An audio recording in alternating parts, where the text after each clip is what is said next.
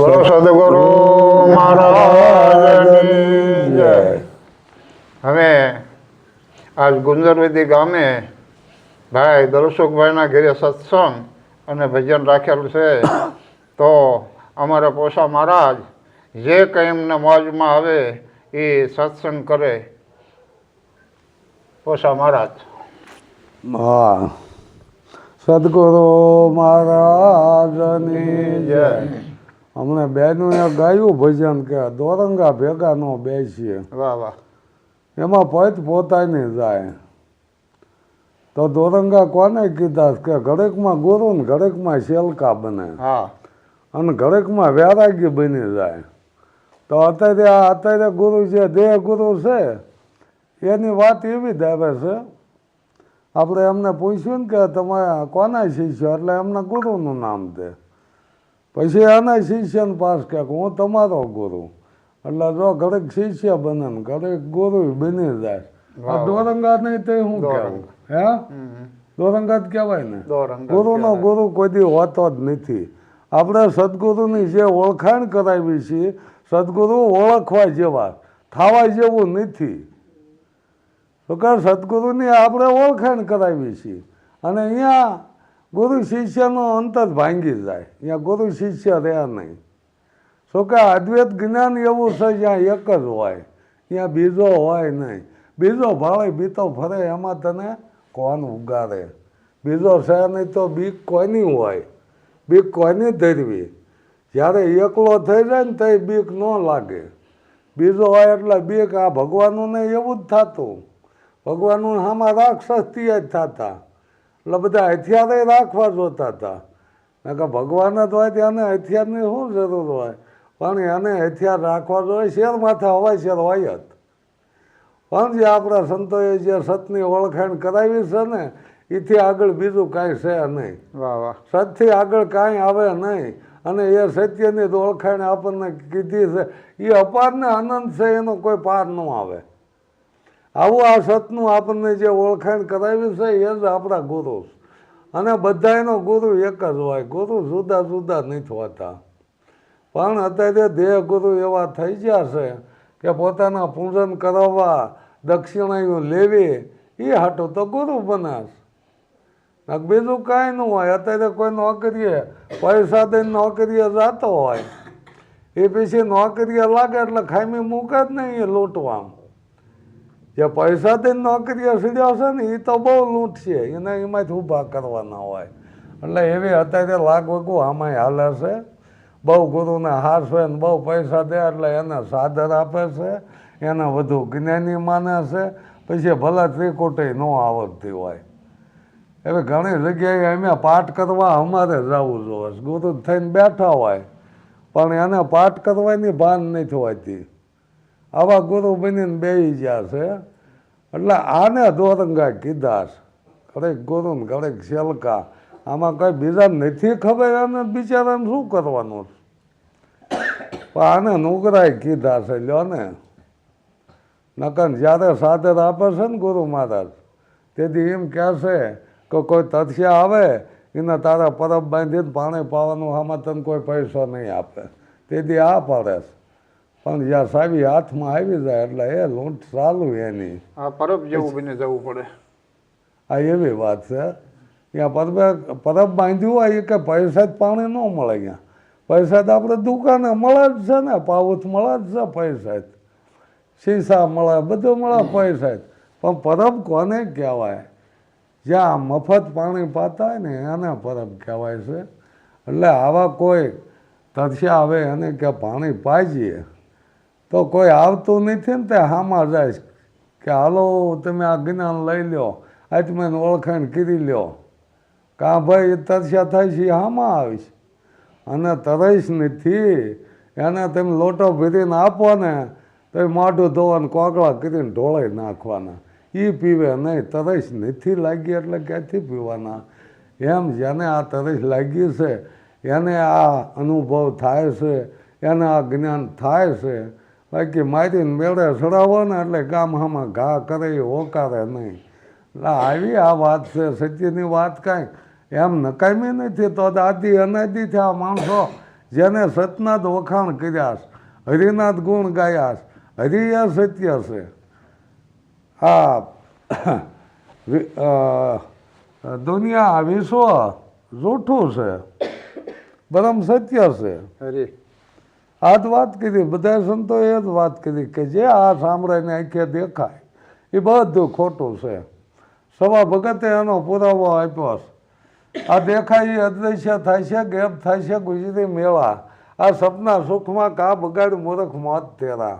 આ તો સંસાર છે ને એ એક સપનાનું સુખ છે. આપણને રાતે ઊંઘમાં સપનું આવે ને એ નાનું, અને આ જે આપણી જિંદગીનું સપનું એ મોટું થોડુંક છે, પણ મૂળ સપનું છે. એ સપનું ક્યારે પૂરું થઈ જાય એનું નક્કી નહીં. નહીં. સપનું આવ્યું છે આ, એટલે જ કીધું છે ને કે વીજળીના સમકારે મોતીડા પરોવી લ્યો પાનભાઈ. એક વીજળીનો સમકારો થાય ને એટલી જ વાર લાગે આ દેહ પડતા, કાંઈ વાર લાગે નહીં. એટલે એમ કે એ સમકારે મોતી પરોવી લ્યો. મોતી એટલે સંતોના શબ્દો, જે સત શબ્દ છે ને એ શબ્દને તમે ધરી લ્યો. એક શબ્દ ગુરુ દેવકા, તાકા અનંત વિચાર, ઠાકે મુનિજન પંડિતા, જેનો વેદનો પામે પાર. હજી આટલા વેદ લખાણા તો પાર આવ્યો નથી. આવો આ ગુરુ શબ્દ છે, એને તમે જાણી લ્યો. રામાપીરે એ જ કીધું કે સતની આગળ નથી બીજું કાંઈ. સત્યા થઈને સતમાં ખેલો, સતની હોય હવાય. બાળીના શ્રવણે રામાપીર બોલ્યા સતની આગળ નથી બીજું કાંઈ. તો સત્યા બની જાઓ અને સતમાં ખેલો. વાહ વાહ. જો ચોરી કરતા એને બીક ન હોય તો આપણે શું પીવાનું છે?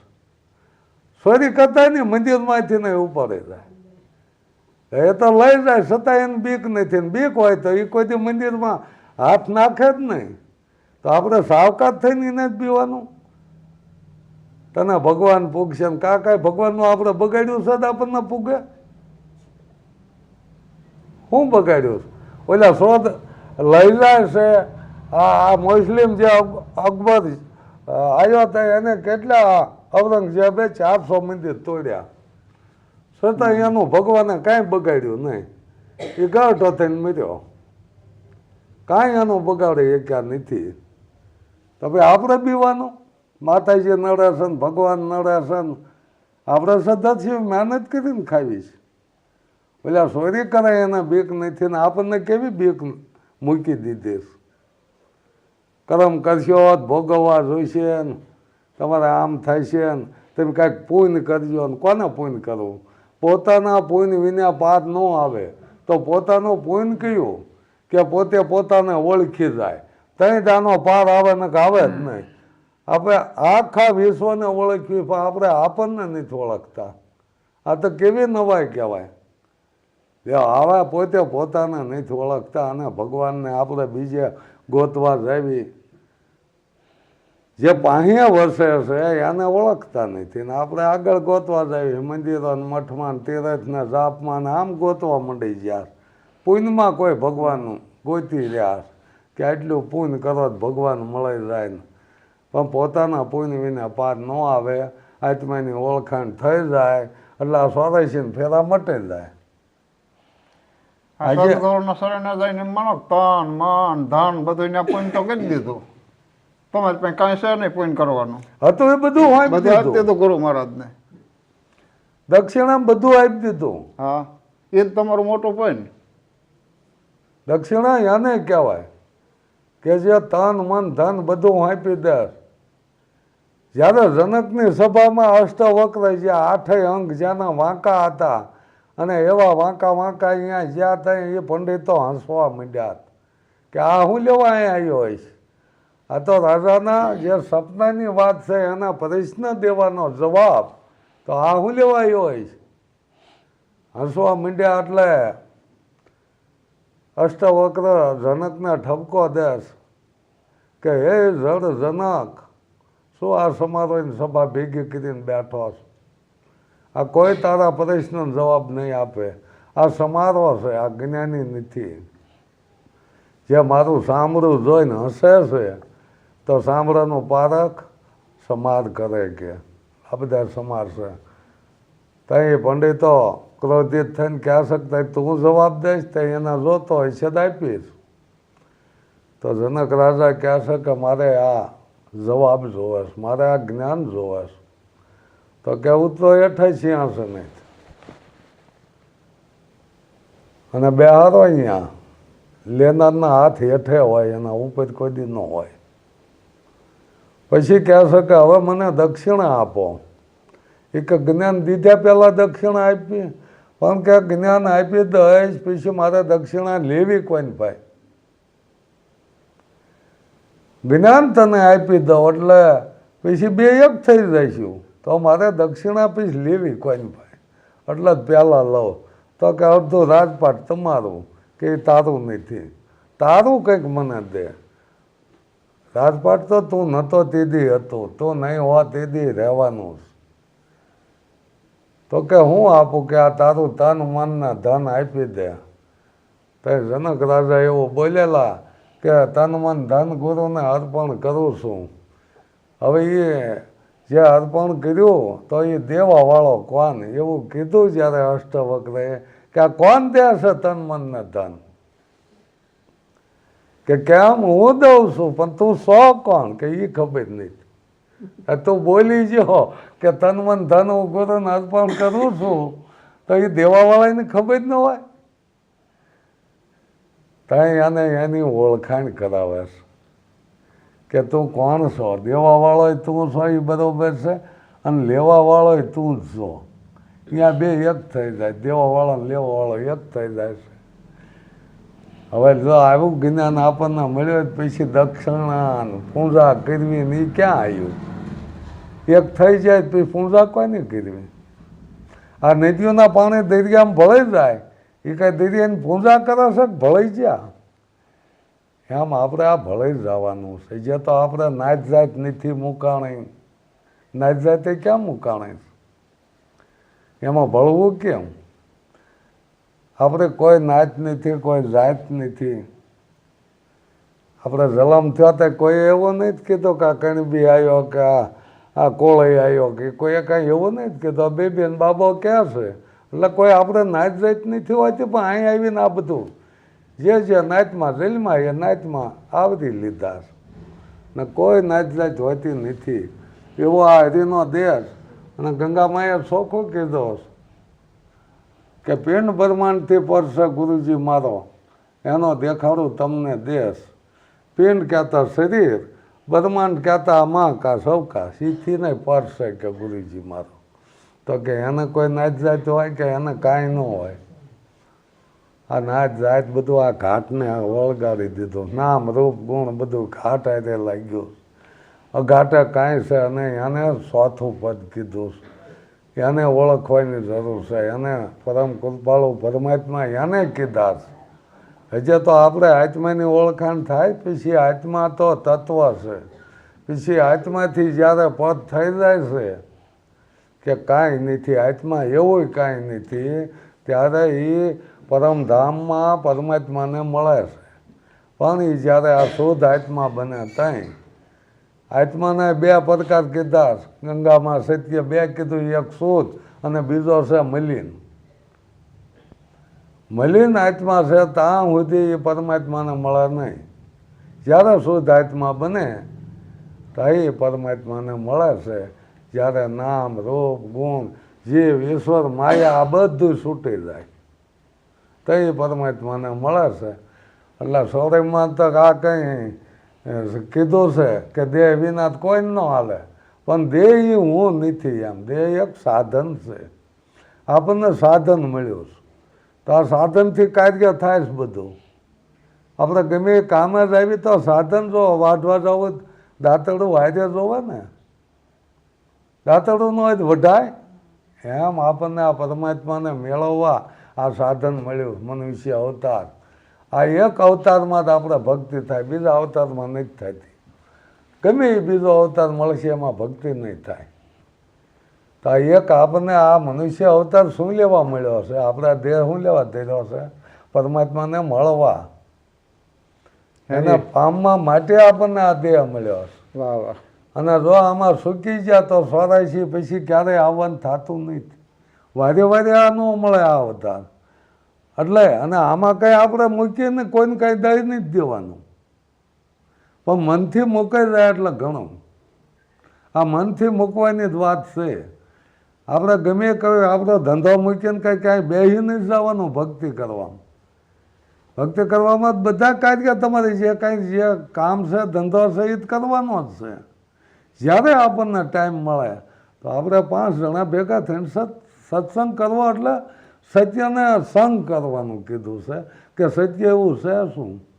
તો આપણે એ સતમાં હાલવાની વાત એમાં રામાપીરે કીધી, સત્યા થઈને સતમાં ખેલો. એટલે સતમાં ખેલવું એટલે સત્યનો જ સંગ કરવાનો, એ અસત્ય ફેંકી દેવાનું. બુદ્ધ ભગવાનને એના શિષ્યએ કીધું કે બાપા તમે આ લાંબુ ભાષણ કરવાનું અમને કાંઈ યાદ ન રહે, કંઈક આમ ટૂંકમાં કહી દો એટલે અમને બધું યાદ રહી જાય. એટલે બુદ્ધ ભગવાને એવું કીધું કે સત્યને ગ્રહણ કરી લો, અસત્ય ફેંકી દો. કે આ ટૂંકામ ટ્રસ આ ઉપદેશ મારો. અસત્યને ફેંકી દો એવું બધાને ખબર પડે છે કે આ ખોટું છે. તમે છોકરાને ખોટો રૂપિયો આપજો તો ઘા કરશે, ન લે, ખબર છે છોકરાને ખબર પડે કે આ ખોટું છે, આનું કાંઈ આવે નહીં એમ. તો પછી આપણને ન ખબર પડે એવી ખબર બધાને પડે કે આને સત્ય કહેવાય ને આને અસત્ય કહેવાય. કદાચ બોધ ન લીધો હોય ને એને ખબર પડે કે આ ખોટું છે. ચોરી કરવી છે ખોટું, દારૂ પીવી છે ખોટું, જુગાર રમવી છે ખોટું છે, પરમાટે ખાવી ખોટું છે,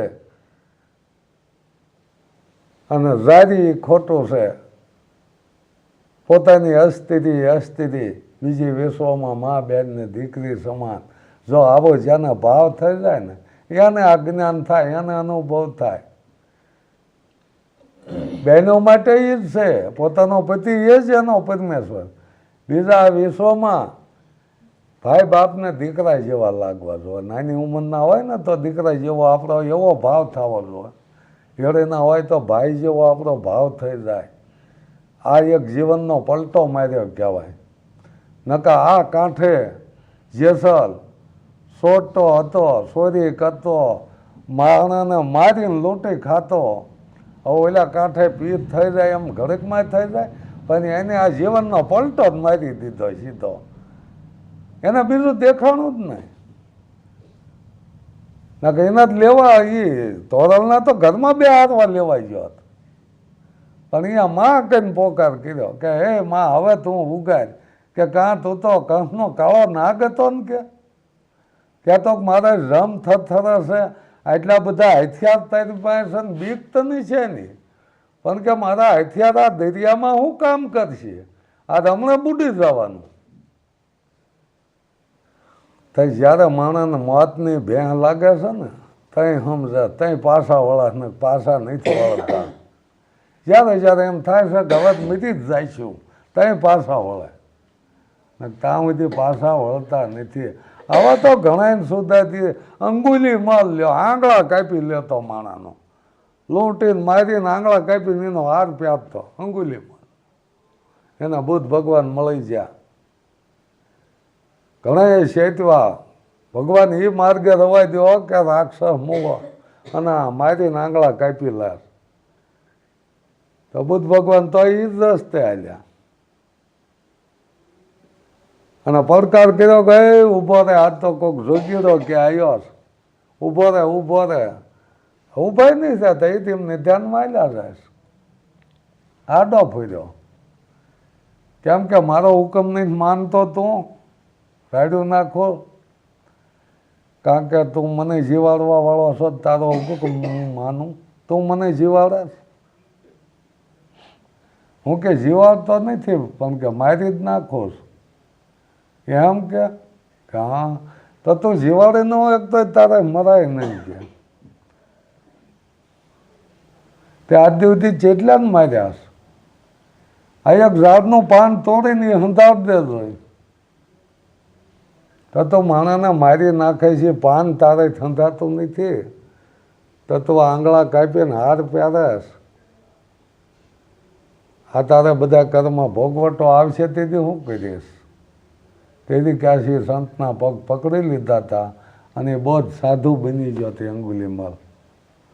આવા તો ઘણા દાખલા પડ્યા છે. વાલીઓ લૂંટારો, વાલીઓ કોળે હતો, લૂંટફાટ કરતો, લૂંટી લેતો, એને નારદજી મળી ગયા કે તું આ કોના હાટું પાપ કરે? કે મારા બાળ બસા ને મારા ઘરના હાટું, મારા માવતર હાટું પાપ કરું, અરે એમનું પોષણ કરવા હું પાપ કરું. તો એ તારા પાપમાં ભાગીદાર થાય છે કે થાય જ છે ને? કેમ ન થાય? કે પહેલાં પૂછ્યા એકદમ તું, એટલે કે તારે વ્યૂઝ આવું છે ને હું પૂછવા જાઉં, એટલે કે રાંઢવે બાંધીને ઝાડવાય બાંધીને ગયો પૂછવા કે હું પાપ કરું એમાં તેમ બધા ભાગીદાર થાય છો ને કે હું લેવા? એના ઘરવાળા ને એના છોકરા બધાય ના પાડે. એમે ક્યાં કેવી તેમ પાપ કરીને અમને ખવાડો? મહેનત કરીને ખવાડો ને. તમારી ફરજ છે કે તમારે મહેનત કરીને અમારું પોષણ કરવું જોઈએ.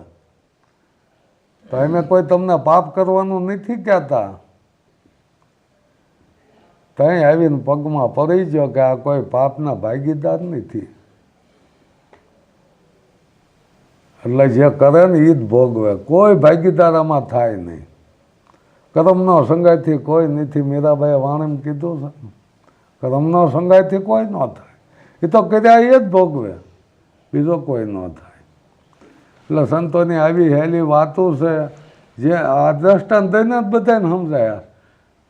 આ બધા શાસ્ત્રમાં દ્રષ્ટાંત ઘણા બધા આપ્યા છે.